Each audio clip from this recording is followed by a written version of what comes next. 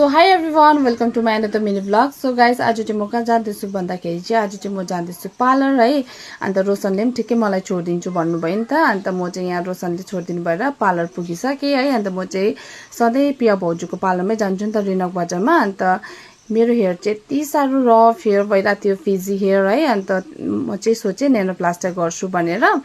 अन्त त्यहाँबाट फेरि पार्लर पुगेपछि चाहिँ म चाहिँ नेनोप्लास्टर मात्रै गर्छु हेयर ट्रिटमेन्ट भनेर सोचेको थिएँ। सो फेरि मैले चाहिँ अब हाइलाइट पनि सिम्पल अब है गर्छु भनेर सोचेँ नि त। अन्त मैले हाइलाइट पनि गरेँ। अन्त यहाँ चाहिँ क्रिम लगाएर म चाहिँ बसिरहेको छु है। अन्त मेरो चाहिँ लास्ट यहाँ चाहिँ हेयर वास भएर अन्त हेयर ड्राई गरिदिँदैछ बहिनीले चाहिँ।